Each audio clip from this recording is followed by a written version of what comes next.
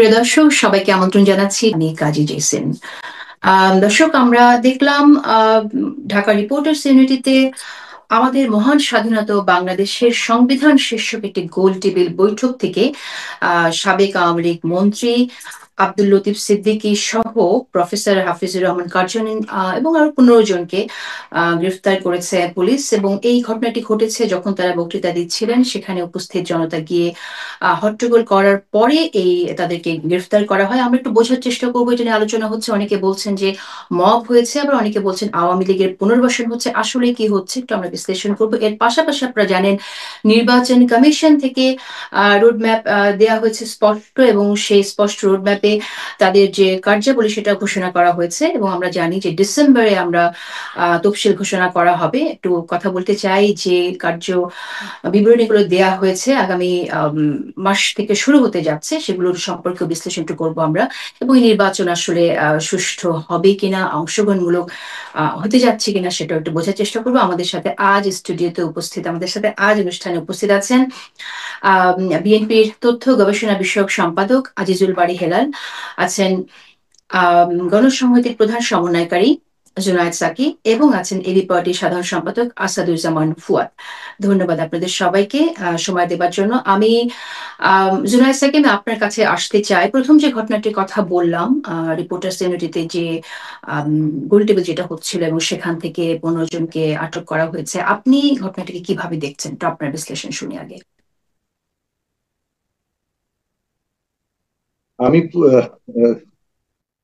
সবাইকে সালাম এবং শুভেচ্ছা, আসসালামু আলাইকুম। পুরো ঘটনাটা আসলে আমি এখন পর্যন্ত জেনে উঠতে পারিনি, নিজের কিছু ব্যস্ততার কারণে। আপনি যদি একটু ক্লু দেন আমাকে সেটা।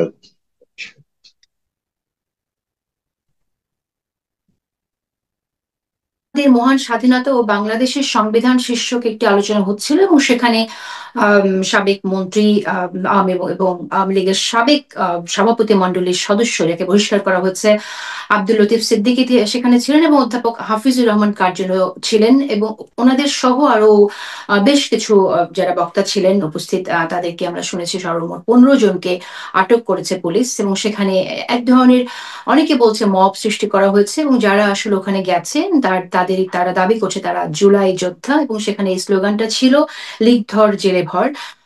এই বিষয়টাই নিয়ে আমি আপনার মন্তব্য জানতে চাইছিলাম।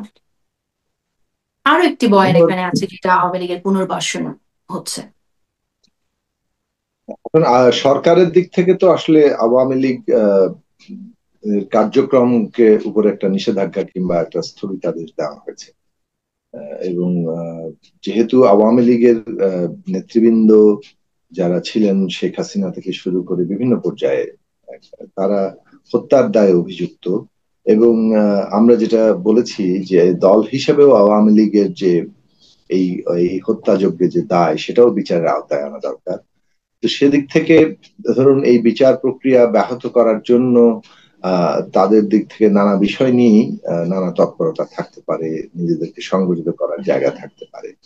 তো সেই ক্ষেত্রে এই ধরনের তৎপরতা সেই রকম সেই বিষয়ের অংশ কিনা, সেটা তো হয়তো তার জবাবটা হয়তো ভালো মতো সরকারই দিতে পারবেন।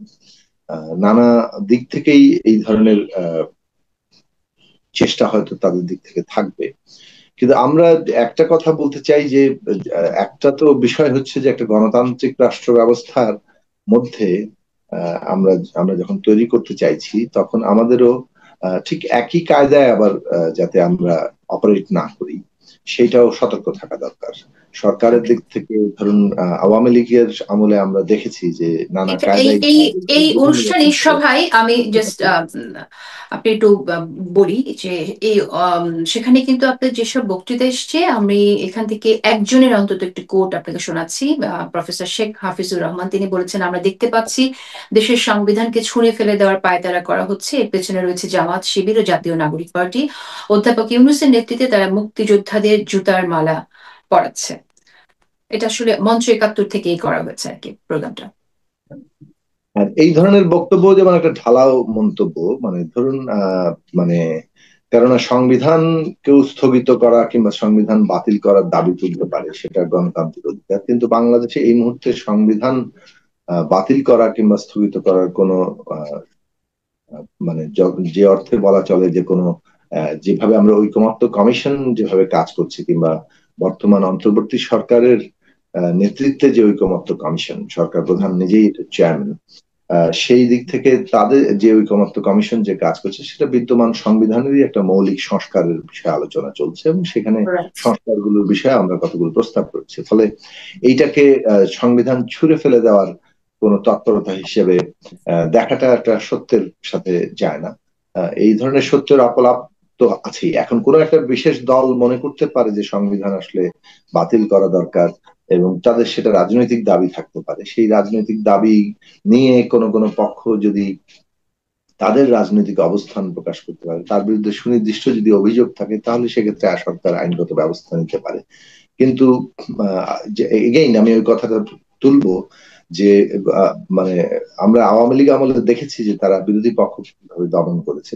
দমন পীড়নের আওয়ামী পথ পরিহার করা দরকার, কিন্তু যে কোনো প্রক্রিয়াতেই আবার যারা ফ্যাসিস্ট শাসন কায়েম করেছিল এবং তারা নিজেদেরকে সংগঠিত করার তৎপরতা অথবা বিদ্যমান ব্যবস্থা সম্পর্কে বিভ্রান্তি সৃষ্টি, সেগুলোকে রাজনৈতিকভাবে আমাদের মোকাবেলা করতে হবে। অশেষ ধন্যবাদ আপনাকে। আমি আজিজুল বারী হেলাল আপনার কাছে আসবো, কিন্তু এর আগে আমি একটু ব্যারিস্টার আসাদুজ্জামান ফুয়াদ আপনার মন্তব্য শুনতে চাইছি। আপনি কিভাবে দেখছেন, ঠিক আসলে আওয়ামী পুনর্বাসনেরই একটি প্রচেষ্টা হিসেবে আপনি দেখছেন কিনা? ধন্যবাদ। প্রথম কথা হচ্ছে যে মঞ্চ ৭১ নামে যে সংগঠনটা আত্মপ্রকাশ করেছে, এইটাকে আমি রেজেম্বলেন্স দেখতে পাচ্ছি গণজাগরণ মঞ্চ, শাহবাগ, তারপরে আওয়ামী লীগের সময় আমরা দেখেছি এই আপনার স্বাধীনতা মুক্তিযুদ্ধ মঞ্চ, এই ধরনের প্রচুর উস্কানিমূলক সংগঠন যেগুলো আছে, যারা ধরেন বিব্রতকর পরিস্থিতি তৈরি করে। তো আপনার আজকের ইন্টারেস্টিং জায়গা হচ্ছে এই মঞ্চের যারা দায়িত্বে, যারা সভাপতিত্ব করবার কথা, জেরাই খান পান্না, এবং যিনি প্রধান অতিথি হিসেবে থাকার কথা ডক্টর কামাল হোসেন, কেউ কিন্তু আসেন নাই। তাহলে প্রশ্ন হচ্ছে, যারা প্রোগ্রামটা দিয়েছেন তারা কি আসলে একটা অনুষ্ঠান করবার জন্য দিয়েছেন, না আসলে ক্যাওয়াস ক্রিয়েট করবার জন্য দিয়েছেন? তো আমার কাছে শুরু থেকে মনে হয়েছে যে এই প্রোগ্রামটা আসলে একটা উস্কানি, এবং এই উস্কানির মধ্য দিয়ে আননেসেসারি আপনার গণমাধ্যমে উপস্থিত হওয়া এবং এইটা নিয়ে বিব্রতকর পরিস্থিতি তৈরি করা, অন্তর্বর্তীকালীন সরকারকে এগুলো নিয়ে একটা সিচুয়েশনের মধ্যে ফালানো, যেটা আসলে অপ্রয়োজনীয়। এবং ধরেন আমরাও যে কথা বলছি, দেশে আরো ১০০টা গুরুত্বপূর্ণ ইস্যু আছে এগুলো নিয়ে কথা বলার, কিন্তু আজকে এরকম একটা মানে মানে আননেসেসারি ইস্যু নিয়ে আমাদেরকে কথা বলতে হচ্ছে। এবং জেরাই খান পান্না দেখেন আপনি একদম ব্যারিস্টার ফুয়াদ, আপনি বলছেন যে একেবারে আননেসেসারি, কিন্তু আমরা তো প্রবণতাগুলোকে বুঝতে চাইবো। আপনি নিজেই বলছেন যে এটা শাহবাগের সাথে আপনি তুলনা করছেন, তাহলে শাহবাগের সাথে যদি তুলনা আমরা করি, তাহলে শাহবাগের যে উপস্থিতি এখনো আছে আমাদের সমাজে এবং শাহবাগ যে ফিরে আসতে পারে, সেই প্রবণতাকে আইডেন্টিফাই করাটাও তো জরুরি। সেটাই বলছি, মানে বলতেছি যে যে এমন এমন সংগঠন এমন এমন কাজ করতেছে, যেটা আমাদের এখন যে কাজগুলো রাষ্ট্রের জন্য সবচেয়ে বেশি গুরুত্বপূর্ণ, সেগুলোর বাইরে গিয়েও আমাদেরকে অ্যাড্রেস করতে হচ্ছে। মানে এটাই তো আমাদের এখনকার সময়ের জন্য একটা মানে অপ্রয়োজনীয় কাজ ছিল এই কাজটা করা। এরকম আরো অনেক কিছু ৫ আগস্টের পরে আরো অনেক অনাকাঙ্ক্ষিত অপ্রয়োজনীয় জিনিস আমরা দেখেছি, আপনারা সবাই দলগুলো করেছে এবং সরকারকেও অ্যাড্রেস করতে হয়েছে। আপনার প্রশ্নের উত্তর দিয়ে দিই। জেরাই খান পান্না এই প্রতিষ্ঠানটার তাকে আহ্বায়ক করা হয়েছে, এবং তিনি দেখেন কি ধরনের ফাউল কাজ করছে। মাঝখানে দেখবেন একটা হেডলাইন করেছে, সে শেখ হাসিনার আইনজীবী হতে চাইছে। এখন সে আইনজীবী হতে চাইছে, কিভাবে হইতে চাইছে? মানে আপনি যদি কোনো রাষ্ট্রপক্ষের অথবা জায়গায় অন্তর্ভুক্ত হতে চান, অথবা কোনো ব্যক্তির বিবাদীর অথবা বাদীর আইনজীবী হতে চান, একটা প্রসেস আছে। তো জিদার আপনার কাছ থেকে, হাসিনার কাছ থেকে ইনস্ট্রাকশন নিতে হবে, বলতে হবে যে হাসিনা তুমি আমাকে আইনজীবী হিসাবে অ্যাপয়েন্ট করো। অথবা দ্বিতীয়ত হচ্ছে আদালতের কাছে গিয়ে আপনাকে আবেদন দিতে হবে যে আমি রাষ্ট্রপক্ষ হয়ে হাসিনাকে কোর্টে রিপ্রেজেন্ট করতে চাই। আদালতে কিন্তু সে যায় নাই। তো সে বানরামিটা করে কোথায়? দেখেন, একজন আইনজীবী, সকল সিনিয়র আইনজীবী, সে এই ধরনের বানরামি করে বেড়াচ্ছে। এখন প্রশ্ন হচ্ছে, ডিআরইউতে, প্রেস ক্লাবে, বিভিন্ন জায়গায় যখন প্রোগ্রাম হয়, ওখানে কিন্তু আপনার বিভিন্ন গোয়েন্দা সংস্থার প্রেজেন্স আছে। এই যে ডিআরইউটা বুক করলো, এখানে এসবি, এনএসআই, ডিজিএফআই এর লোক কোথায়? তারা কেন শুরু থেকে বিষয়টাকে হ্যান্ডেল করলো না? সাকিব ভাই একটু বলেছেন, এখানে একটা তাদের কার্যক্রমকে নিষিদ্ধ করা হয়েছে। তারা কি ডাইরেক্টলি ইনডাইরেক্টলি আওয়ামী লীগের লোকজনকে নিয়ে প্রোগ্রাম করছেন কিনা, সেই বিষয়গুলো আইন শৃঙ্খলা বাহিনীকে জানানো এবং এই ধরনের একটা পরিস্থিতি ক্রিয়েট হইতে পারে, সেটাকে আমি সিরিয়াস গোয়েন্দা ব্যর্থতা হিসেবে দেখি। যে এই সিচুয়েশনটা এই পর্যন্ত কেন আসলো, কেন এইখানে এই ধরনের একটা ক্রাউড গিয়ে তাকে থামানোর ব্যবস্থা করতে হয়েছে।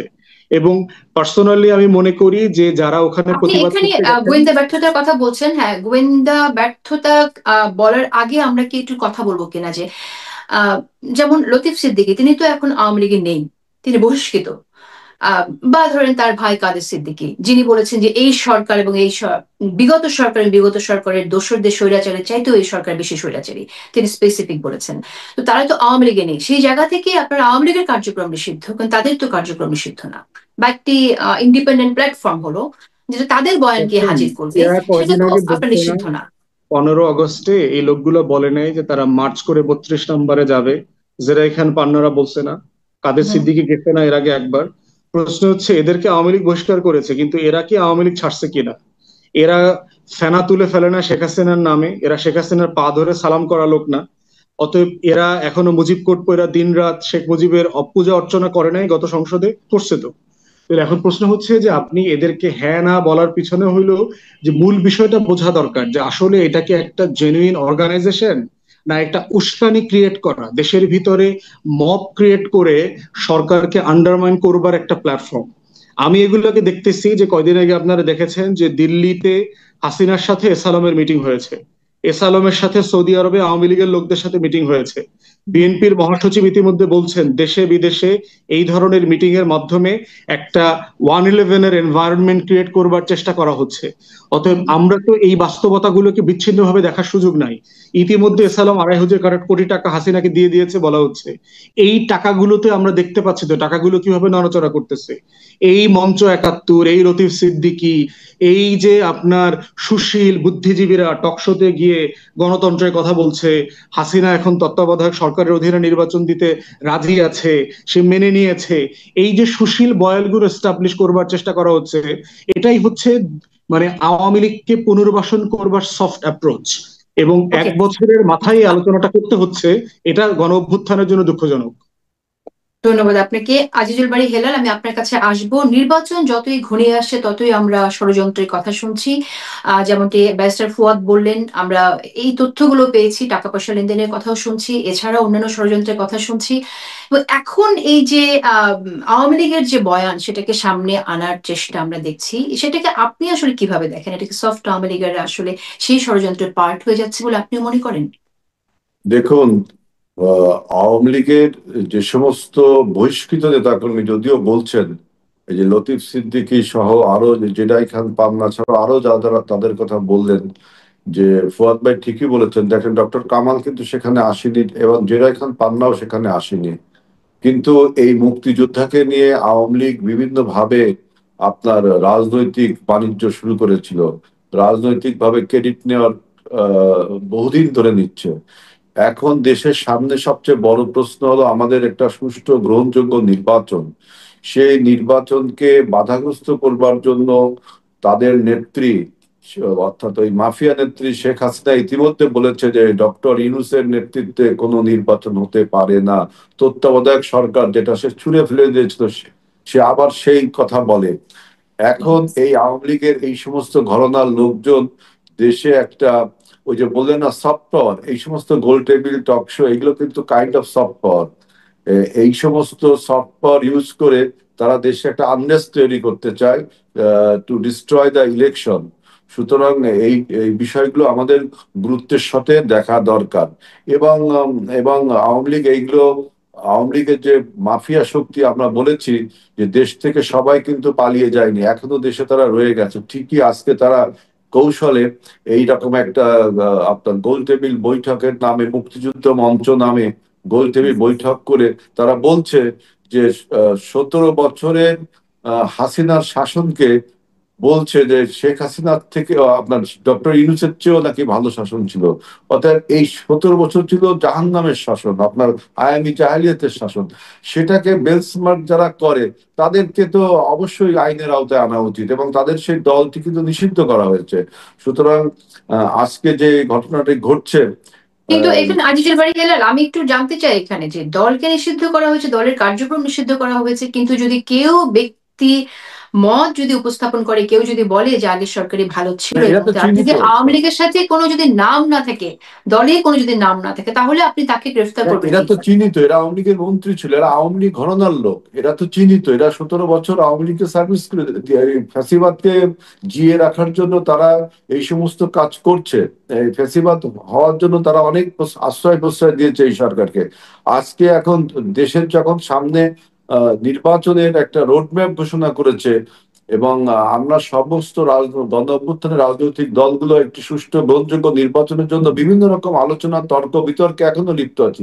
এর মধ্যে আবার শেখ হাসিনার বয়ান, যেটা ফুয়াদ ভাই কিন্তু বলেছে যে সে প্রায় 2,500 কোটি টাকা আপনার এস আলমের কাছ থেকে নিয়ে, আমার জানতে ইচ্ছা লাগে কিভাবে আপনার থাইল্যান্ড থেকে এস আলম আপনার সৌদি আরব হয়ে আবার কলকাতায় আসছে।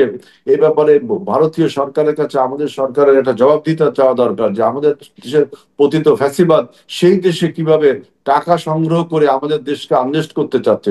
সুতরাং এইসব বিষয়ে যদি আপনি মুখ বন্ধ রাখেন, তাহলে কিন্তু আমাদের ভবিষ্যৎ নির্বাচন, গণতন্ত্র, সার্বভৌমত্ব সবই বিপন্ন হয়ে যাবে। কারণ যাকে আমরা রক্ত ঠিক আছে। দিয়ে। জি জি জি, অশেষ ধন্যবাদ। আমি জুনায়েদ সাকি, আপনার কাছে 2 মিনিট এই প্রসঙ্গটা শুনবো, কারণ আমাদের একটা বিরতিতে যেতে হবে এবং অন্যান্য বিষয়ে আলোচনা করতে চাই আপনাদের সাথে। এখানে একটি বিষয়, একটা তো হচ্ছে যে আওয়ামী লীগের যে প্রশ্নটা আজিজুল বারী হেলালের কাছে করলাম, আপনার কাছে আমি সেই বিষয়ে একটু জানতে চাই যে আওয়ামী লীগের কার্যক্রম নিষিদ্ধ, কিন্তু আওয়ামী লীগের না থেকে কেউ আওয়ামী লীগে নেই, সে সিভিল সোসাইটি মেম্বার্স হিসেবে, অথবা ধরেন প্রাক্তন কোন এক সময় সে আওয়ামী লীগে ছিল, সে একজন নেতা, বা ধরেন আওয়ামী লীগ একসময় করেছে, অন্য জায়গায় চলে গেছে, তারা যদি আওয়ামী লীগের যে রাজনীতি, যে বয়ান, আওয়ামী লীগ তো আসলে 71কে নিজেদের করে ফেলেছিল, কুক্ষিগত করেছিল নিজেদের দলের ভেতরে, সেই বয়ানটাই যদি আবার সামনে আনতে চায়, তাহলে তাদেরকে আসলে কিভাবে এই এই এই বিষয়টাকে আপনারা ডিল করবেন? এটাকে আইন দিয়ে করা যায় না, কিভাবে সম্ভব? আমি আপনার মন্তব্য শুনতে চাই। দেখুন, দুটো বিষয় খুব পরিষ্কার। একটা হচ্ছে যে ধরুন আওয়ামী লীগ ফ্যাসিস্ট সরকারের যে বিরুদ্ধে অভিযোগ্য, হত্যাযোগ্য সহ তাদের সমগ্র গুম, খুন, দুর্নীতি, লুটপাট, একটা ত্রাসের রাজত্ব, তার সেই বিষয়ে সুস্পষ্ট অভিযোগ আছে। ব্যক্তিদের বিরুদ্ধে অভিযোগ আছে, দল হিসেবেও তাদের দায়, সেটাও বিচার্য বিষয় হিসেবে ইতিমধ্যে ঘোষণা করা হয়েছে। এই দুটো প্রশ্ন গুরুত্বপূর্ণ, ফলে একটা আইনি মোকাবেলার প্রশ্ন আছে। এখন যদি এই সাবেক মানে পুরনো ফ্যাসিস্ট শক্তির কোনো না কোনো ভাবে তাদেরকেই আসলে প্রতিষ্ঠা করার জন্য কেউ রাজনৈতিক তৎপরতা কিংবা যে কোনো ধরনের তৎপরতায় আসে, তাহলে সেটাকে প্রথমত আইনি দিক থেকে মোকাবেলার ক্ষেত্রে সেই বিষয়ে সুনির্দিষ্ট অভিযোগ উত্থাপন তৈরি করা দরকার, অর্থাৎ আইন অনুযায়ী সেই কাজটা করা দরকার। রাজনৈতিক মোকাবেলার একটা প্রশ্ন আছে। যারা আমরা ফ্যাসিবাদের বিরুদ্ধে লড়াই করেছি, তাদের অবশ্যই রাজনৈতিকভাবে মোকাবেলা করার জায়গাটা আরো স্ট্রংলি তৈরি করতে হবে। এবং নিঃসন্দেহে 71 সাল আওয়ামী লীগের কেবল নয়, 71 সাল তো মানে এটা আওয়ামী লীগ তখন 71 সালের সাথে যুক্ত ছিল, কিন্তু 71 সাল তো আওয়ামী লীগের একক প্রপার্টি না। 71 সালে এই দেশের জনগণের ইতিহাস, এই দেশে একটা নতুন রাষ্ট্র হিসেবে তার পত্তনের ইতিহাস, এবং সেই ইতিহাসকে অবশ্যই আমাদের সামনে রাখতে হবে। এবং সেইটা মানে সেই ইতিহাসকে বরং আওয়ামী লীগের যে একটা প্রচন্ড দলীয়কৃত বয়ান, অথবা বলতে পারি যে এটাকে রাজনৈতিক পুঁজি হিসেবে, ব্যবসা হিসেবে যেভাবে তারা ব্যবহার করেছে, সেই খপ্পর থেকে আমাদের 71 সালকে মুক্ত করা দরকার। এবং সেইটা যথার্থভাবে মুক্ত করার মধ্য দিয়ে আমরা 24কে ওই সংগ্রামেরই ধারাবাহিকতায় আমরা আনতে পারবো, এবং 24 যে আসলে 71-এরই ধারাবাহিকতা, 71-এর যে আকাঙ্ক্ষাগুলো রিক্লেইমড হয়েছে 24 এসে, সেই জায়গাটা তৈরি করতে পারবো। এখন জনগণের ইতিহাস তো এভাবেই চলে। জনগণের সংগ্রাম 71-এ যা আশা দেখেছিল, 72-এ তার স্বপ্নভঙ্গ শুরু হয়েছে, সে আবারও 90 আন্দোলন করেছে, 90-এর যে সংগ্রাম সেটা আমরা দেখেছি কিভাবে আবার স্বপ্নভঙ্গ হয়েছে। আমরা এখন 24-এ এসে আমরা আশা করছি যে আমরা মানুষের আশাকাঙ্ক্ষাকে বাস্তবায়ন করব। তার মধ্যেও অনেক রকম আমি বলি, কিন্তু আমাদের এই মোকাবেলা করার ধরনটা যাতে আওয়ামী লীগের মতো না হয়। ব্যক্তির যে অধিকার, রাষ্ট্র কর্তৃক নির্ধারিত ব্যক্তির যে অধিকার, সেই অধিকারের সীমাগুলোকে আমরা কিভাবে রক্ষা করতে পারবো, সেটা রক্ষা করেই কিন্তু আমাদেরকে যে কোনো তৎপরতাকে মোকাবেলা করতে হবে। ফ্যাসিস্ট শক্তি যেভাবে মোকাবেলা করেছে, সেই পথ পদ্ধতি পুলিশের খুব জানা।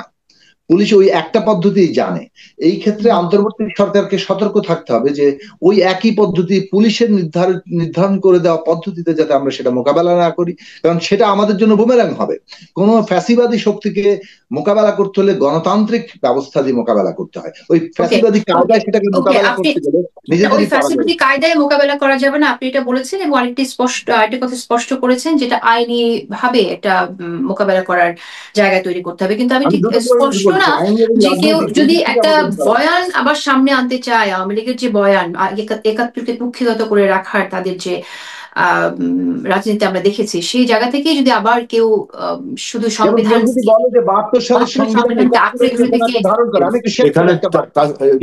এখানে একটা নৈতিক বক্তব্য আছে কিন্তু একটু দাঁড়ান, কেউ যদি মনে করে যে ৭২ সালের সংবিধান ৭১-এর চেতনাকে পুরোপুরি ধারণ করে, সেটা সঠিক নয়। ৭২ সালের যে সাংবিধানিক ক্ষমতা কাঠামো সেটা ৭১ সালের যে আশাকাঙ্ক্ষা তার বিপরীতে গিয়েছে। ফলে এই আর্গুমেন্ট আমাদেরকে সে জায়গায় যেতে হবে। তো ফলে বললেই তো হলো না। ৭১ সালের যে চৈতন্য, ৭১ সালের যে মানুষের আশা, সেখানে যে স্বাধীন নাগরিকের প্রশ্ন, রিপাবলিকের প্রশ্ন, জনগণের হাতে ক্ষমতার কেন্দ্র থাকবে, উল্টো ব্যবস্থা হয়েছে। ক্ষমতার কেন্দ্র নিয়ে হয়েছে একজন ব্যক্তির হাতে এবং তার হাতে প্রভুত্ব তৈরি করা হয়েছে। ফলে এই বয়ান কে কিভাবে দিচ্ছে সেটা হচ্ছে প্রশ্ন।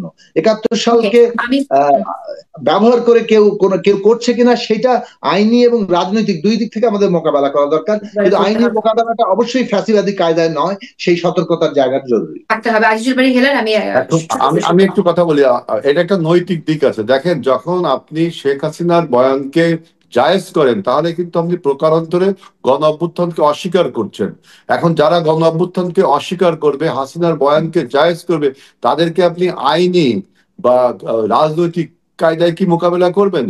যদি এখন ৭১ সালের পরাজিত শক্তিরা বলে যে পাকিস্তান ভালো ছিল বাংলাদেশ থেকে, তখন তাকে আপনি কি আইনি কায়দায় মোকাবেলা করবেন না রাজনৈতিক কায়দায় মোকাবেলা করবেন? এই একই জিনিস, কিন্তু দুইটাই তো নৈতিকতার প্রশ্ন। আমি ফিরছি। অস্থিতিশীলতা তৈরি করতে চায়, জাস্ট এক মিনিট, কেউ যদি একটা রাজনৈতিক অস্থিতিশীলতা তৈরি করতে চায়, তার বিরুদ্ধে সুনির্দিষ্ট আইনি অভিযোগ উত্থাপন করা যায় এবং সেই অনুযায়ী ব্যবস্থা নিতে হবে। হ্যাঁ, ঠিক আছে। অস্থিতিশীল পরিবেশ তৈরি করলো কিনা সেই ব্যাপারটা শর্ত সাপেক্ষে এটা প্রমাণযোগ্য, এটা ব্যাপার নিশ্চয়ই একটু অস্পষ্ট থেকেই যায়। তারপরও আমরা ফিরছি। এর বাইরে তো আসলে আমার রক্ত দিয়ে তাকে পরাজিত করেছি, আমরা তো রক্ত দিয়ে তাকে পরাজিত করেছিলাম। তার পক্ষে যদি বয়ান তৈরি করে তাহলে তো সেইটা আপনার নৈতিকভাবে সেটা অস্থিতিশীলতা তৈরি করা, অর্থাৎ নৈতিকভাবে তাদেরকে দমন করা উচিত। কারণ তার পক্ষে বয়ান তৈরি করা মানে দেশে আনরেস্ট তৈরি করা। ঠিক আছে, ধন্যবাদ আপনাকে। আমরা নির্বাচন কমিশনের অফিসিয়াল যে রোডম্যাপ ঘোষণা করা হয়েছে সেটা একটু কথা বলতে চাই। আপনারা কিভাবে নির্বাচন কমিশনের কর্মযজ্ঞকে দেখছেন জাতীয় সংসদ নির্বাচনকে সামনে রেখে, সেটা একটু মন্তব্য শুনবো। কিন্তু তার আগে একটু বুঝতে চাই যে আসলে নির্বাচনের জন্য যে উৎসব মুখর একটা পরিবেশ দরকার এবং সবগুলো দলের যে প্রস্তুতি দরকার, নির্বাচনমুখী হওয়া দরকার, সেই জায়গাটাই তো আমরা দেখছি যে ফাঁক রয়ে গেছে। আমরা দেখছি এনসিপি নির্বাচনে যাবে না এরকম একটা আশঙ্কাও আছে। তাদের যে দাবি আছে সেই দাবি মনে হচ্ছে না যে পূরণ হবার মতো, এবং সেই জায়গা থেকে মনে হচ্ছে তারা নির্বাচন ঘোষণায় দিয়েছে, নির্বাচনকে প্রত্যাখ্যান করার কথা বলছে। জামাত ইসলামের কথা আমরা জানি যে জামাত ইসলামের নির্বাচনে পিআর এর দাবি থাকলেও তাদের প্রার্থীও সিলেক্ট করা আছে, সুতরাং তাদের একটা প্রস্তুতিও আছে। এবি পার্টির ব্যাপারে আমরা আজকে শুনবো। এই যে দূরত্ব আমরা দেখছি যে নির্বাচনের জন্য সবগুলো দলের মধ্যে এক ধরনের ঐক্য নাই, নির্বাচনমুখিতা নাই, সেই জায়গা থেকে আমরা কিভাবে উত্তরণ দেখতে পারি, উত্তরণ কিভাবে ঘটতে পারে, আমি একটু শুনতে চাই। প্রথমে আজিজুল বারী হেলাল, আপনার মন্তব্য দিয়ে শুরু করি। ধন্যবাদ। দেখুন যে আজকে যে রোডম্যাপ 24 দফার যে রোডম্যাপ ঘোষণা করা হলো, আপনার নির্বাচনী স্কেডিউলটা ঘোষণা করা নেই, কিন্তু একটা রোডম্যাপ আমরা পেয়েছি, এটাকে আমি সাধুবাদ জানাই। কিন্তু অন্য অন্য রাজনৈতিক দল তারাও কিন্তু, বিশেষ করে জামাত কিন্তু সুনির্দিষ্টভাবে বলেনি যে তারা নির্বাচন করছে না, তারা কিছু দাবি করছে যে জুলাই সনদের আইনি ভিত্তি ও বাস্তবায়ন কোন পদ্ধতিতে হবে এটা তারা বলছে। এর পক্ষে আমরা যুক্তি দেখিয়েছি যে যে সংবিধান সংশোধন করতে গেলে যে সমস্ত আইন পরিবর্তন করা দরকার, সেই জন্য আমরা বলছি যে আফটার দ্য ইলেকশন যে সংসদটা গঠন হবে তারা করবে। কিন্তু যে সমস্ত আইন বাস্তবায়ন করতে সংবিধান সংশোধনের প্রয়োজন নেই, সেটা অর্ডিন্যান্স বা আপনার নির্বাহী আদেশে করা যায়। এবং এনসিপি বলছে যে গণভোট, গণপরিষদ, জুলাই সনদ সাথে কিন্তু এর কোনো আপনার সম্পর্ক নেই এবং কোনো যৌক্তিক বিষয় নাই জুলাই সনদের সাথে। এখন আমি দেখলাম যে সমস্ত দল আজকের এই রোডম্যাপ ঘোষণা করার পরে কিছুটা মিশ্র প্রতিক্রিয়া দেখিয়েছে। এটা আমার ধারণা, অ্যাজ এ পলিটিশিয়ান আমার ধারণা এটা একটা রাজনৈতিক কৌশল, যে আপনার নির্বাচনকে আমরা যেহেতু সবাই চাই free and fair and credible election, এবং এখন সেজন্য বিভিন্ন রাজনৈতিক কৌশলী বক্তব্য রাজনৈতিক দলগুলো দেয় এবং মাঠ গরম করার কিন্তু একটা বিষয়। রাজনীতির মাঠে, ভোটের মাঠে টিকে থাকার জন্য কতগুলো কৌশল আছে, এইগুলো সেইগুলো কৌশল কিনা আমি সেইটা মনে করি। আর আপনার আমাদের যে জামাতে ইসলাম বা এনসিপি কিন্তু এখনো সুনির্দিষ্ট করে বলেনি যে নির্বাচনে যাবে না। নির্বাচনে যদি না যায় তাহলে দেখুন তারাও কিন্তু বোঝে, যেহেতু রাজনীতি করে তারাও বোঝে যে আমাদের তাহলে পরবর্তী দেশের ভবিষ্যৎটা কি হবে। যেহেতু আমাদের দেশে নির্বাচন নিয়ে, গণতন্ত্র নিয়ে, আমাদের সার্বভৌমত্ব নিয়ে এখনো ষড়যন্ত্র চলছে। আমরা কিছুক্ষণ আগেই একটি ষড়যন্ত্র নিয়ে কথা বললাম, এবং শেখ হাসিনাও কলকাতায় বসে বিভিন্ন রকম কথা বলছে। সেজন্য আমি বলছি যে আগামী নির্বাচন যাব না, নির্বাচন হবে না, এটা করলে কিন্তু আমাদের ভবিষ্যৎ ভয়ঙ্কর বিপদের মুখে পড়বে। সুতরাং আমার দৃঢ় বিশ্বাস সমস্ত রাজনৈতিক দলই একটা উৎসব মুখর পরিবেশে এই নির্বাচনকে সেলিব্রেট করবে, কারণ এটা 24-এর চেতনার সাথে আপনার আপনি বলছেন যে দাবিগুলো যেটা আছে শুধুই সেটা কৌশল, আপনি বলছেন যে নির্বাচনের আগে এক ধরনের কৌশল। জুলাই সনদে 15 থেকে 16টা বিষয় আমরা ঐক্যমত হয়েছি। এখন এইগুলো অনেকগুলো ইস্যু। এখন আপনি যদি গণভোটের কথা বলে যে এনসিপি, গণভোট কি অনেকগুলো ইস্যু নিয়ে হয়? এনসিপি জুলাই সনদের আইনি ভিত্তির কথা খুব বোল্ডলি তারা বলছে যে আইনি ভিত্তিতে আমরা বললাম যে সংবিধান সংস্কার করতে হলে আপনাকে তো লজিক্যাল হতে হবে, রেশনাল হতে হবে। সংবিধান সংশোধন করতে হলে সেটা সংসদে যাওয়া প্রয়োজন।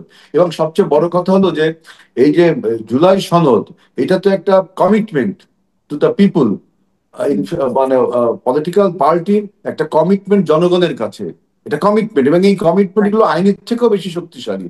এখন কোন দল যদি আপনার সংসদে যাওয়ার পরে এই কমিটমেন্ট গুলো পূরণ না করে, তাহলে সেই দল মানুষ দ্বারা প্রত্যাখ্যাত হবে, শেখ হাসিনার মতো পরিণতি হবে। আচ্ছা, ধন্যবাদ আপনাকে। আমি ব্যারিস্টার আসাদুজ্জামান ফুয়াদ, আমি আপনার কাছে শুনি যে আমরা আসলে দেখছি যে দূরত্বটা সৃষ্টি হয়েছে নির্বাচনকে কেন্দ্র করেই, সেখানে অনাস্থাটাই সবচেয়ে বড়। বিএনপিকে অ্যাপারেন্টলি এনসিপি ট্রাস্ট করতে পারছে না যে জুলাই সনদে যে ঐক্যমত হয়েছে সেটা নির্বাচন পরবর্তী সময়ে গিয়ে যদি তারা বিজয়ী হয় তারা বাস্তবায়ন করবে কিনা, এরকম একটা অনাস্থা আছে। আমার প্রশ্ন আপনার কাছে যে এই অনাস্থা যদি থাকে তাহলে তো আমরা দেখেছি যে সংবিধানে যা ছিল না সেটাও তো এর কাটাছেঁড়া করে যাওয়া হয়েছে। একটি দলের যে রাজনৈতিক পুঁজি, সেটার মধ্যে একটা অন্যতম পুঁজি হচ্ছে জনগণের প্রতি কমিটমেন্ট। সেই জায়গা থেকে বিএনপি যদি সরে যায় সেটা বিএনপির দায়, বিএনপি সেটা যদি করে বিএনপির কি ক্ষতি হবে সেটা নিশ্চয়ই বিএনপি চিন্তা করবে। কিন্তু এইটাই যদি চিন্তা করে যে বিএনপি বিজয়ী হলে এই প্রতিশ্রুতি রাখবে না বা বিএনপি এটা করবে না, তো আমার কথা হচ্ছে যে এটা তো তাহলে যে কোনো সময় যে কোনো দল ক্ষমতায় গিয়ে করতে পারে। আপনি কি করে এনশিওর করবেন যে একটি দল সেই দলটা মেজরিটি নিয়ে পাওয়ারে যাবে না এবং সেই দল তার প্রতিশ্রুতি রাখবে না? ব্যারিস্টার আসাদুজ্জামান ফুয়াদ। দেখেন, এবি পার্টির পজিশন হচ্ছে যে নির্বাচনের ব্যাপারে আমরা কনসিস্টেন্টলি একই কথা বলেছি গত 1 বছর প্লাস, এবং আপনার সাথেও যখন আমরা যতবার কথা বলেছি আমরা বলেছি যে প্রধান উপদেষ্টার উপরে আমাদের শতভাগ আস্থা আছে, এবং উনি যে তারিখে নির্বাচন দেবেন বলে বলেছেন নিউ ইয়র্ক টাইমস এর সাথে ইন্টারভিউতে, ডিসেম্বর 25 থেকে জুন 26, এইটার ব্যাপারে কোনো হেরফের হবে না, আমরা বারবার বলেছি। এবং এটা নিয়ে আমাদের ব্লাড প্রেশার কখনো আপ ডাউন করে নাই বিভিন্ন রাজনৈতিক দলের মতো। এটা গত 1 বছর সময় ধরে এটা 80-120-এ আছে আমাদের দলের ব্লাড প্রেশার, এবং আমরা বরাবরই এটা আস্থাশীল ছিলাম। এই জন্য এই ঘোষণাটাকে আমরা ওয়েলকাম করেছি বরাবরই, এবং এই ঘোষণার সাথে আমরা অন্য যত রাজনৈতিক দ্বিমত আছে এই দ্বিমতের সাথে আমরা নির্বাচন পিছানো, বানচাল করা, বয়কট করা, এই কোনো কিছুতে আমরা যাব না। কারণ আমরা বোধ করছি অন্তর্বর্তীকালীন সরকার প্রধান যে ঘোষণা দিয়েছেন, ওনার কাছে দেশি বিদেশি ষড়যন্ত্র, গোয়েন্দা তৎপরতা, এগুলোর খবর আমাদের থেকে অনেক বেশি আছে। এবং আমরা বোধ করছি যেহেতু অংশীজনরা সবাই আলোচনা করেছেন এই বিষয়ে, এই ঘোষণার ব্যাপারে আমরা আস্থাশীল, এই ব্যাপারে আমরা কোনো কিছু করব না, এই ব্যাপারে আমাদের কোনো দ্বিমত নাই। কিন্তু ওকে। এর মানে এটা না জুলাই সনদের ব্যাপারে আমাদের দ্বিমত নাই। বিএনপির সাথে আমাদের সিরিয়াস দ্বিমত আছে এবং এই দ্বিমতগুলো আমরা বিভিন্ন ফোরামে বলেছি এবং বলে যাব। কিন্তু এইটাকে কেন্দ্র করে নির্বাচনকে এদিক সেদিক করা, এটা আমরা বোধ করছি এতে ভারতীয় ষড়যন্ত্র, দিল্লির আধিপত্যবাদ এবং আওয়ামী পুনর্বাসন, 111-এর মতো ঘটনা ঘটা, এই গণতান্ত্রিক ধারাবাহিকতায় ফিরে আসা, এই স্বপ্নগুলো মানে যথেষ্ট বিপদে পড়ার শঙ্কা আমরা দেখতে পাচ্ছি। এই জন্য হচ্ছে আমাদের রাজনৈতিক দল হিসাবে আমরা একটা রেসপন্সিবল পলিটিক্সে বিশ্বাস করি। আমরা আমাদের দ্বিমতের জায়গা পাবলিকলি ঐকমত্য কমিশনে বলেছি। বিএনপির সাথে আমরা কোথায় কোথায় আমাদের সিরিয়াস দ্বিমত আছে আমরা বারবার বলছি। আগামী নির্বাচনটা জুলাই সনদের অধীনে হতে হবে। কিন্তু সেক্ষেত্রে আপনি কি মনে করেন যে এনসিপি শেষ পর্যন্ত এটা বুঝতে পারবে যেটা একটা বৃহৎ ষড়যন্ত্রের ফাঁদে পড়ে যেতে পারে? তাদের যে অবস্থান এখন, যে নির্বাচন প্রত্যাখ্যান করার যে ঘোষণা তারা দিয়েছে, যে গণপরিষদ না হলে, নতুন সংসদ না হলে নির্বাচন প্রত্যাখ্যান করবে, এই জায়গায় কি এনসিপি স্টিক করবে বলে আপনার মনে হয়? না, একটা বিষয় দেখেন যে বাংলাদেশের রাজনীতিতে রাজনৈতিক দলগুলোর এই স্ট্যান্ড নেবার অনেক ইতিহাস আছে, কিন্তু এখন একটা লম্বা সময় আছে, রাজনৈতিক দলগুলোর ভিতরে বোঝা পড়ার স্পেস আছে। বিএনপি যেহেতু সবচেয়ে বড় দল, বিএনপি কে এখানে সর্বোচ্চ লিডারশিপ দেখাইতে হবে, সর্বোচ্চ ত্যাগ করবার মানসিকতা থাকতে হবে দেশের স্বার্থে, এবং সকল অংশীজনকে গণতান্ত্রিক ফোল্ডে কিভাবে নিয়ে আসা যায় এবং সেই জায়গাতে যেখানে যেখানে স্যাক্রিফাইস করা দরকার, এইটা আমরা বারবার বিএনপি লিডারশিপকে বলছি। বিএনপি ত্যাগ করতে পারে বা স্যাক্রিফাইস করতে পারে বলে আপনার কাছে মনে হয় করা উচিত এখন? সব জায়গায়, যেমন ধরেন জুলাই সনদে বিএনপি বলছে যে আমি এটা করব আগামী সংসদে গিয়ে।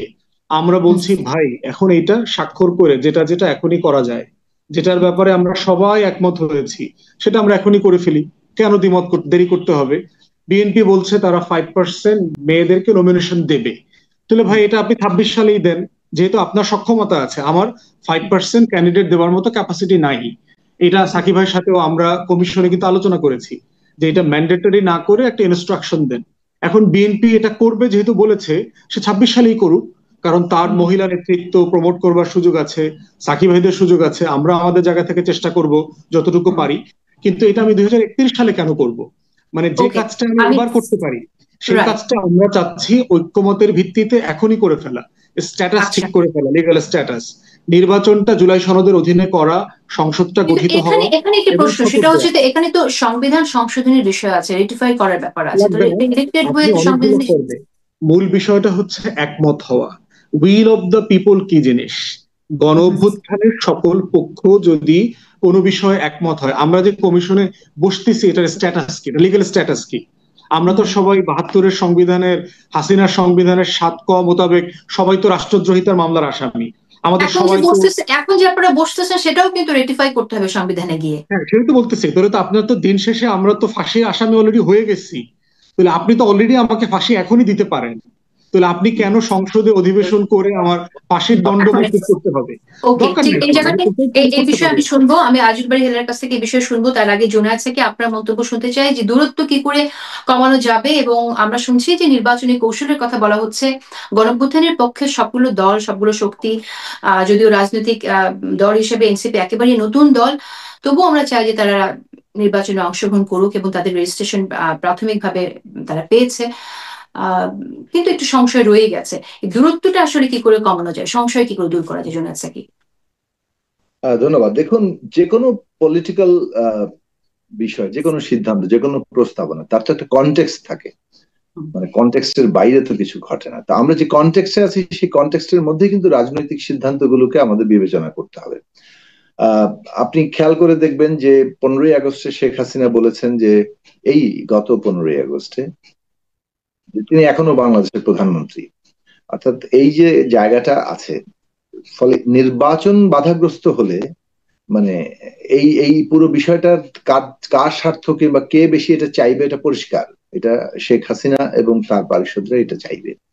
অন্যদিকে আজকে একটা খবর দেখলাম যে তফসিলের আগে আগে তারা একটা বেশ নাশকতা এবং ইত্যাদি করার একটা পায়তারা করছে। তার মানে হচ্ছে যে সেখানেও আসলে একটা এটাকে ডিসরাপ্ট করা কিংবা নানা ধরনের শর্ট সার্কিটের চেষ্টা করা এগুলো তারা করবে। তাহলে এই জায়গাটা আমাদের খেয়াল রাখা দরকার এবং এই কাজগুলো যে তাদের মুরব্বীদের কোনো পেট্রোনাইজেশন ছাড়া এমনি এমনি হচ্ছে সেটাও ভাবার কোনো সুযোগ নেই। ফলে আমাদেরকে এই কনটেক্সটটা একটা হিসেবে রাখা দরকার। দ্বিতীয়ত হচ্ছে নির্বাচনের বিকল্পটা কি। আপনি বাংলাদেশের একটা গণতান্ত্রিক উত্তরণের জন্য মানে এই যে সংস্কারের আমরা কথা বলছি এই সংস্কারটাকে আপনাকে স্থায়িত্ব দিতে হলে টেকাতে হলে এটা কিন্তু আপনার জনগণের অভিপ্রায় উইল হিসেবে জনগণের দ্বারা এটাকে মানে সিদ্ধ করতে হবে। জনগণই একমাত্র এটাকে তার ইচ্ছা এবং অভিপ্রায় হিসেবে এটাকে মানে স্থায়িত্ব দিতে পারে। সেই কারণে নির্বাচনই তো সেটার মধ্যে দিয়ে একটা ইয়ের জায়গা। এখন এখানে দুটো প্রশ্ন নিশ্চয়ই দুটো না তিনটা প্রশ্ন যুক্ত আছে। প্রথম দুটো একই বিষয়, সেটা হচ্ছে যে জুলাই যে সনদ কিংবা জাতীয় সনদ যেটা আমরা তৈরি করছি সেটা প্রথমত বিদ্যমান সংবিধানের একটা মৌলিক সংস্কার। এই সংস্কারের ক্ষেত্রে আমাদের চাওয়াটা হচ্ছে যে এই সংস্কারটা কিভাবে বাস্তবায়ন হবে, এক। দুই হচ্ছে যে এর আইনি ভিত্তিটা কি। আইনি ভিত্তি কিন্তু দেয়া সম্ভব এবং এই আইনি ভিত্তি প্রসঙ্গে আমরা প্রস্তাবনা তুলছি এবং আমরা আগামী যে এই বিষয়ে ঐকমত্য কমিশনের বৈঠক আছে সেখানে আমরা তুলব যে একটা আইনি বাধ্যবাধকতা থাকা দরকার যে আগামী সংসদ এইটাকে বাস্তবায়ন করতে বাধ্য থাকবে। এইটা হলো এক নম্বর। দুই নম্বর হচ্ছে যে বাস্তবায়ন পদ্ধতির জায়গাতে বিভিন্ন রকম প্রস্তাবনা আছে। আমাদের বক্তব্য হচ্ছে যে জনগণের অভিপ্রায় নিয়ে তার ইচ্ছার প্রকাশ হিসাবেই এই সংবিধান এর মৌলিক সংস্কারটা করতে হবে, যে জন্য আমরা প্রস্তাব করেছি যে সংবিধান সংস্কার পরিষদের নির্বাচন, যেখানে এই আগামী সংসদটি একদিকে সংবিধান মৌলিক সংস্কার করার এখতিয়ার পাবে, অন্যদিকে সে 5 বছর ব্যাপী রাষ্ট্র পরিচালনার দায়িত্ব পাবে। এই দুটো আরেকটা বাক্য বলতে দেন। তৃতীয় বিষয়টা হচ্ছে যে আমরা নির্বাচনের যে পরিবেশ সেই পরিবেশের প্রশ্নটি আমরা কিভাবে থাকবো। বাস্তবায়নের আরেকটা অংশ আছে যে কতদিনের মধ্যে এই সংবিধান সংস্কার তো হলো, সংবিধানটা গ্রহণ করা হলো, বাস্তবায়নটা শেষ পর্যন্ত কতদিনের মধ্যে হবে সেটাও একটা প্রসঙ্গ আছে। এর বাইরে আরেকটা জায়গা আছে সেটা হচ্ছে নির্বাচনের পরিবেশ। কথাটা অন্য জায়গায় যাচ্ছি যে কতগুলো প্রসঙ্গ, যেমন একটু আগে ব্যারিস্টার ফুয়াদ তুললেন যে নারী আসনের প্রসঙ্গ। নারী আসনে যে 5% এটা কিন্তু এই নির্বাচনের জন্যই, এবং উনি সম্ভবত আমি জানি না উনি কোনোভাবে একটা গ্যাপ হয়েছে 2026 সালে যে নির্বাচন হতে যাচ্ছে সেই নির্বাচনের জন্যই এটা 5% ঠিক হয়েছে, যদিও 7% ন্যূনতম প্রস্তাব করা হয়েছিল। যে 5% সবাই জেন্টলম্যান এগ্রিমেন্ট হবে এবং ইলেকশন কমিশন এই বিষয়ে একটা নির্দেশনা দিতে পারে যে 5% বাধ্যতামূলক এই নির্বাচনের প্রার্থী হবে। 2026-এ সংবিধানে যে সংস্কার হবে সেখানে বলা হয়েছে যে এরপর থেকে ন্যূনতম 10% আগামী নির্বাচনে, তার মানে যদি 26 এবং নিয়মিত ভাবে হয় তাহলে 31-এ যে 5 বছর পরে যে নির্বাচন হওয়ার কথা সেই নির্বাচনে ন্যূনতম 10%, তার পরের নির্বাচনে 15%, তার পরের নির্বাচনে 20%, এইভাবে 5% করে প্রতি নির্বাচনে বাড়বে। এইটাই ছিল রেজলিউশন। এখন বিষয়টা হচ্ছে যে অনেকগুলো বিষয় আছে যেগুলো আসলে অর্ডিন্যান্স সংক্রান্ত, অর্থাৎ সেটা সংবিধান সংশোধনের আবশ্যিকতা নেই, সেগুলো তারা বাস্তবায়ন করতে পারেন। এটা কেবলমাত্র এই জুলাই সনদে যেগুলো আছে তা নয়, বাইরেও যে সংস্কার কমিশনের অনেকগুলো রিপোর্ট আছে সেটা করতে পারেন। কিন্তু সংবিধান সংস্কারের জন্য একটা জনগণের নির্বাচিত মানে পার্লামেন্ট, যে পার্লামেন্টের নাম গণপরিষদ হতে পারে, সংবিধান সংস্কার পরিষদ হতে পারে, সাধারণ পার্লামেন্ট হতে পারে, কিন্তু জনগণের নির্বাচিত একটি সংসদ, যে সংসদ। আমার একটা প্রশ্ন আছে এখানে, আমার একটা প্রশ্ন আছে জুনাস থেকে এখানে, সেটা হচ্ছে আপনি বলছেন সংবিধান সংস্কারের জন্য নির্বাচন একটা করার জন্য জাতীয় সংসদের পাশাপাশি সংবিধান সংস্কারের নির্বাচনও এখানে হবে, যেটা আমরা গণপরিষদ নির্বাচনের কথাই আসলে বলছেন। সেক্ষেত্রে এই যে সংস্কারটা হলো, সংবিধান সংস্কার পরিষদের মধ্যে পার্থক্য আছে, আপনি আসলে আমি বলছি একেবারে নতুন করে করা, কিন্তু আবারও সংবিধান সংস্কার মানে আপনার আরো বিস্তর সংবিধান সংসদের কথা আপনি হয়তো বলছেন। আমি একটু বুঝতে চাইছি যে এই যে সংবিধান সংস্কার এখন যেটা হলো সেখান থেকে পরে যে সংবিধান সংস্কারের যে আলাপটা আপনি আনছেন, যে নির্বাচনের কথা আপনি বলছেন, সেখান থেকে কেন ঠিক এটার প্রয়োজনীয়তা? তাহলে কি এই সংস্কারটা কোনো কাজে দেয়নি? আপনি দেখুন, এই যে সংস্কারের বিষয়ে আমরা ঐকমত্য হয়েছি, এটা তো একটা আইনি বাধ্যবাধকতা করা যাবে যে এইটা আগামী যে কোনো জিনিস শেষ পর্যন্ত পার্লামেন্টে র্যাটিফাই করতে হবে, এটা আপনি প্রাথমিক ধরে নেন। পার্লামেন্ট র্যাটিফিকেশন ছাড়া কোনো কিছু স্থায়িত্ব নাই। তাহলে পার্লামেন্টে এই সংবিধান সংস্কারগুলো পাশ হবে, সংবিধানে সংযোজিত হবে। পার্লামেন্ট যখন বলবে যে হ্যাঁ সংযোজনের পক্ষে আমরা রায় দিলাম, তখনই এটা হবে। তারপর পরবর্তীকালে আবার গণভোটে যাবে, সেটা তো একটা আছে। এই যে পার্লামেন্টে যাওয়া, তার আগে পার্লামেন্টে গেলে যে এই সনদটাই বাস্তবায়িত হবে, যেগুলো বিষয়ে ঐকমত্য আছে, একদম পূর্ণ ঐকমত্য আছে, সেগুলো বাস্তবায়িত হবে। আর অন্যদিকে যেসব বিষয়ে আপত্তি আছে, যে দল যে আপত্তি তুলেছেন সেটা তাদের নির্বাচনী ইস্তেহারে দিবেন। যে দল বিজয়ী হবে তারা সেই তাদের নিজস্ব আপত্তি সহ যে প্রস্তাব, সেটা তারা বাস্তবায়ন করতে পারবেন।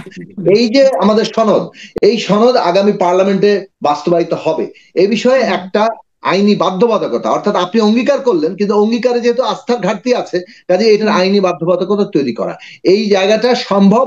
এবং এটা করলে একটা সকলের আস্থার জায়গাটা তৈরি হয়, এই আলোচনাটা আছে। কিন্তু আইনি বাধ্যবাধকতা মানে গৃহীত হয়ে গেল না। ঐক্যমত হয়ে গেছে, যাতে ঐক্যমত কমিশনের আপনারা যে বিষয়গুলো তো এগ্রি করেছেন, সেখানে যেগুলো অর্ডিন্যান্স পাস করানো যায় সেগুলো আপনারা এখন থেকে আসলে ইমপ্লিমেন্ট করতে গেলে সমস্যা কোথায়, এই একটি প্রশ্ন। আর দ্বিতীয় প্রশ্ন হচ্ছে যে এটা আপনারা দীর্ঘ সময় নিয়ে কেন বাস্তবায়ন করতে চান? দেখুন, একটু সংক্ষেপ করতে হবে, আমাদের সময় সংক্ষেপে বলছি যে প্রত্যেকটা জিনিসের একটা নিয়ম এবং কানুন আছে, এবং একটা সংস্কৃতিও আছে, আইন কানুনও আছে। আমরা তো বারবার বলছি যে জিনিসগুলো সংবিধানের সাথে সম্পর্কিত না। যেমন জুনায়েদ সাকিব বললেন নারী আসনের 5% নমিনেশন দিতে হবে প্রত্যেকটা দলকে, এটা আপনার নির্বাহী আদেশে বলেন, অর্ডিন্যান্স এটা করার প্রত্যেকটা রাজনৈতিক দল করলেই হচ্ছে। কিন্তু সংবিধান সংশোধন করতে গেলে আপনাকে সংসদে যেতে হবে, এইটা হলো সবচেয়ে বড় প্রশ্ন। সুতরাং আপনার যেগুলো এখন আমরা সংবিধান সংশোধন করার প্রয়োজন নেই, সেটা আপনি করতেই পারেন। সংবিধান সংশোধন করতে গেলে আপনাকে সংসদে বসতে হবে। নির্বাচনের এবং আমরা পরিবেশ নিয়ে বলছি একটু কথা বলতে চাই। নির্বাচনের পরিবেশ নিয়ে একটু আপনার মন্তব্য শুনতে চাই। যে অনেকেই আমরা শুনছি যে সহিংসতা সৃষ্টি করতে চাইছে আওয়ামী লীগ, যাতে নির্বাচন না হয়, তাদের কাছে বিপুল পাচারের টাকা আছে, সে জায়গা থেকে তফসিল ঘোষণার আগেও এক ধরনের সহিংস পরিবেশ সৃষ্টি করতে চাইছে বলে বিভিন্ন জায়গা থেকে আমরা তথ্য পাচ্ছি। বিএনপি এই জায়গায় সরকারকে কিভাবে হেল্প করবে, এবং আপনারা কি মনে করেন সরকার কতটুকু আসলে প্রস্তুত এই ধরনের সহিংসতা বা ষড়যন্ত্র মোকাবেলার জন্য?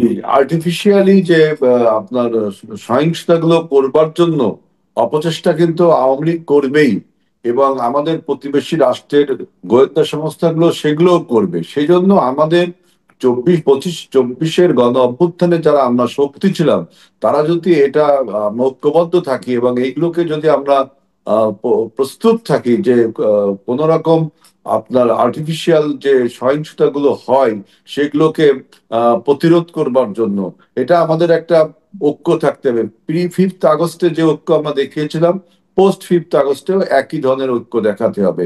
এবং এখানে আরেকটা কথা বলা হচ্ছে যে আমরা যেহেতু বড় রাজনৈতিক দল, আমাদেরকে কিন্তু সবাইকে আপনার অ্যাবজর্ব করে দিতে হবে, আমাদেরকে সবাইকে ঐক্যের আমব্রেলাতে আনতে হবে। এই জন্য দেখেন বিএনপি কত বড় একটা কাজ করেছে, যে প্রধানমন্ত্রীর মেয়াদ আমরা কিন্তু রাজনৈতিক দলগুলোর বক্তব্যে সবার দেশ ও জাতির সাথে আমরা প্রধানমন্ত্রীর মেয়াদকে লিমিটেড করে দিয়েছি, তাই না? সুতরাং বিএনপি আপনার মিন করে, এবং বিএনপি নৈতিকভাবে মনে করে যে আমরা যে সমস্ত জুলাই সনদে যে সমস্ত প্রস্তাবে আমরা ঐক্যমত হয়েছি, আমরা তো বলছি এগুলো আইনের থেকেও অনেক স্ট্রং। এই আমাদের কমিটমেন্টস গুলো, এই ঐক্যমত গুলো কিন্তু কাইন্ড অফ কমিটমেন্টস, এই কমিটমেন্টস গুলো কিন্তু আইনের থেকেও অনেক স্ট্রং। সুতরাং আমরা যদি এই জিনিসগুলো বাস্তবায়ন না করি, তাহলে জনগণ দ্বারা আমরা প্রত্যাখ্যাত হব। সুতরাং আমাদের অভ্যুত্থানের স্বার্থে যাতে কেউ কোনো নির্বাচনকে বাধাগ্রস্ত হয় এমন কোনো সহিংসতা তৈরি করতে ধন্যবাদ না পারে। আপনাকে। একই প্রশ্ন আবার থাকছে, এখন থেকেই কেন আসলে ইমপ্লিমেন্ট করা সম্ভব হচ্ছে না, সে প্রশ্নটা থেকেই যাচ্ছে। যে এবং আইনি দিকে করতে হলে তো আপনাকে নির্বাচনে যেতে হবে, যেগুলো সংবিধান প্রয়োজন নেই সেগুলো এখনই আপনি করতে পারছেন। আচ্ছা, ব্যারিস্টার আসিফুজ্জামান ফুয়াদ, আপনি যদি এখানে কিছু অ্যাড করতে চান 30 সেকেন্ডসে করবেন। আমি অন্য প্রসঙ্গে যেতে চাই, সেটা হচ্ছে নির্বাচনের যে পরিবেশ নিয়ে আমরা কথা বলছি। আপনি একটু আগে বললেন রিপোর্টার্স ইউনিটিতে এই ধরনের একটি প্রোগ্রাম হয়েছে, এবং সেখানে তো আসলে গোয়েন্দারা চেক করে কারা যায় না যায়, তাদের এটা তথ্য রাখতেই হয়। আপনি কি মনে করেন যে আসলে এখন সহিংসতার তফসিল ঘোষণার আগেও সহিংসতার যে কথা আমরা শুনছি বা নির্বাচনের সময়, সেগুলো সবকিছু ঠেকানোর জন্য কিন্তু আসলে গোয়েন্দার খুব সক্রিয় ভূমিকা প্রত্যাশা মানে পড়তেই হবে এবং জরুরি। আপনি আসলে সেই জায়গা থেকে কতটুকু আশাবাদী এবং কি মনে করছেন এটা ষড়যন্ত্র মোকাবেলা দেখেন, করতে হবে সরকার পারবে কিনা? নির্বাচন কমিশনের অনেকগুলো চ্যালেঞ্জ আছে। আমরা গত সপ্তাহে ওনাদের সাথে দেখা করতে গেলাম এবং ওনাদেরকে আমরা একই কথা বলেছি। আমরাও বেশ কয়েকটা দফা ওনাদেরকে দৃষ্টি আকর্ষণ করেছি এবং আজকে যেগুলো আপনার দেখলাম ওনাদের রোডম্যাপের ভিতরে, এগুলো খুবই ভেরি বেসিক জিনিস আর কি। মানে গণ অভ্যুত্থানের পরে আমরা যে ধরনের মৌলিক বিপ্লবী সংস্কার আশা করেছিলাম আর কি, যে একটা জেনুইন বাংলাদেশের একটা নির্বাচন হবে, সেই ধরনের কোনো মোটা দাগের সংস্কার চোখে পড়ে নাই। দেখেন কি কি আশা করেছিলাম মোটা দাগে। একটা জিনিস হচ্ছে যে তরুণদের ভিতর থেকে ভোটের আগ্রহের ব্যাপারে অনেকগুলো দাবি আসছে, যে আপনি ভোটের বয়স 18 থেকে 17 করবেন কিনা, একটা তর্ক ছিল। এই তর্কটা আলোচনা করে রিজলভ করবার কোনো চেষ্টা করা হয়নি। দ্বিতীয়ত হচ্ছে বলা হয়েছে অক্টোবরে যাদের বয়স 18 হবে তারাই শুধু ভোট দিতে পারবে। আমরা বলেছিলাম নির্বাচনের দিন সকালে যাদের বয়স 18 হবে তারা সবাই ভোট দিতে পারা উচিত। তথ্য প্রযুক্তির জমানায় আমরা সবাই জানি, যেমন আপনি যখন বাইরে ঠিক আছে, থাকেন, আমরা যারা বাইরে সে থেকেছি, আমরা জানি যে আপনার স্কুলে যাওয়ার বয়সের আপনি স্কুল থেকে লোকাল কাউন্সিল থেকে একটা চিঠি পাবেন যে আগামী মাসে আপনার বাচ্চার স্কুলে যাওয়ার সময় হচ্ছে, অটোমেটিক চিঠি চলে যাবে। এটা ডিজিটালি করা সম্ভব। ঠিক আছে, এই বিষয়টা নিয়ে আসলে আমাদের যেহেতু সময় কম, আমরা এটা নিয়ে ক্যাম্পেইনের দীর্ঘ আলাপ খরচকে করতে অ্যাডজাস্ট পারছি না। করবার চেষ্টা করা হয়নি। আচ্ছা, গোয়েন্দা তৎপরতার বিষয়ে জানতে চাইছিলাম খুব সংক্ষেপে যদি আপনি বলেন যে আসলে এটা আইনশৃঙ্খলা বাহিনী এবং টোটাল অ্যাডমিনিস্ট্রেশনের অন্তর্বর্তীকালীন সরকারের যদি একটা বড় ফেলিওর বলি, সেটা হচ্ছে আপনার তারা আমলাতন্ত্রের উপরে, রাষ্ট্রের যন্ত্রগুলোর উপরে যে লেভেলের অথরিটি তার এস্টাবলিশ করা দরকার ছিল, সেটা তারা গত 1 বছরে পারে নাই। আমার সিভিল অ্যাডমিনিস্ট্রেশন বলেন, মিলিটারি অ্যাডমিনিস্ট্রেশন বলেন, ইন্টেলিজেন্স এজেন্সি বলেন, ল এনফোর্সমেন্ট বাহিনী বলেন, এই যে বিশাল নির্বাচনী কর্মযজ্ঞ যাদেরকে দিয়ে আপনি করবেন, এবং এই রাষ্ট্র তো 2001-এর পরে ভালো কোনো নির্বাচন করে নাই, তার কিন্তু একটা ইলেকশন ডিমেনশিয়া আছে। সে সিম্পলি জানে না কিভাবে একটা ভালো নির্বাচন করতে হয়। ধন্যবাদ ব্যারিস্টার আসিফুজ্জামান ফুয়াদ। আমাদের সময় নেই। জুনায়েদ সাকি, লাস্ট মন্তব্য খুব সংক্ষেপে শেষ করবেন। সেটা হচ্ছে নির্বাচনের পরিবেশের ক্ষেত্রে আমাদের ডেফিনেটলি সরকারকে ডিপেন্ড করতে হবে প্রশাসনের উপর, কিন্তু ব্যারিস্টার আসিফুজ্জামান ফুয়াদ যেমনটি বললেন যে সরকারের অন্যতম ব্যর্থতা হচ্ছে যে প্রশাসনের উপর কন্ট্রোল অথরিটিটাই ডেভেলপ করতে পারেনি। আবার এই প্রশাসন, যে প্রশাসনে আমরা শুনি যে ফ্যাসিবাদের দোসররা এখনো বসে আছে, সেই জায়গা থেকে নির্বাচন কতটুকু ভালো হতে পারে বা নির্বাচনের আগে যে সহিংসতা সেটা মোকাবেলা কতটুকু সম্ভব হতে পারে, সংক্ষেপে 1 মিনিটে জুনায়েদ সাকি। একটা কথা বলি যে নারী আসনের প্রশ্নে আমাদের প্রাথমিক অবস্থান কিন্তু এখনো ওই জায়গায় আছে যে নারী আসন 100 আসনে করা দরকার এবং সরাসরি নির্বাচন করা দরকার। তবে বিকল্প, যেহেতু এটা কেউ একমত হয়নি, ফলে বিকল্প এই প্রস্তাবের জায়গাতেও আমরা একভাবে কথা বলছি। যে জায়গাটা বলেছেন যে দেখুন, আমরা মনে করি যে ঐকমত্য কমিশন ইমিডিয়েটলি এই বাস্তবায়ন পদ্ধতি এবং আইনি বাধ্যবাধকতা নিয়ে যে বৈঠকটা করবে সেটা শেষ করব, আমরা একটা জায়গায় পৌঁছাতে পারবো, এটা আমরা আশাবাদী। এবং এর পরপরই সরকার, ইলেকশন কমিশন সকল পলিটিক্যাল পার্টির সাথে আলোচনা করে তাদের প্রতিনিধিদের সমন্বয়ে একটা নির্বাচন পরিবেশ মনিটরিং কমিটি করা দরকার, যারা এই সেপ্টেম্বর মাস থেকেই অন্তত পক্ষে প্রতিটি ঘটনার পর্যালোচনা করবে এবং যেখানে যে অভিযোগ উঠুক, সমস্যা উঠুক, নির্বাচনী আচরণবিধি কিংবা দলের সাথে সংঘাত, দ্বন্দ্ব, এই সবকিছু একটা জায়গা থেকে করবে। প্রশাসনের ভূমিকা আছে, সরকারের ভূমিকা আছে, কিন্তু পলিটিক্যাল পার্টিগুলো সবচেয়ে বড় স্টেক হোল্ডার। নির্বাচন ব্যাহত হলে তারাই সবচেয়ে ক্ষতিগ্রস্ত হবে, ফলে রাজনৈতিক দলগুলোর এখানে স্বতঃপ্রণোদিতভাবে আজকে এই জায়গায় প্রস্তাব করা দরকার যে নির্বাচনটা কিভাবে আমরা উত্তরণ করব যখন এই থ্রেট গুলো আমরা পাচ্ছি। সামনে আছে অনেক বড় চ্যালেঞ্জ। আমরা আশা করছি যে সকল অংশীজন মিলে এই চ্যালেঞ্জ আপনারা উত্তরণ করতে পারবেন এবং সফল হবেন। সবাই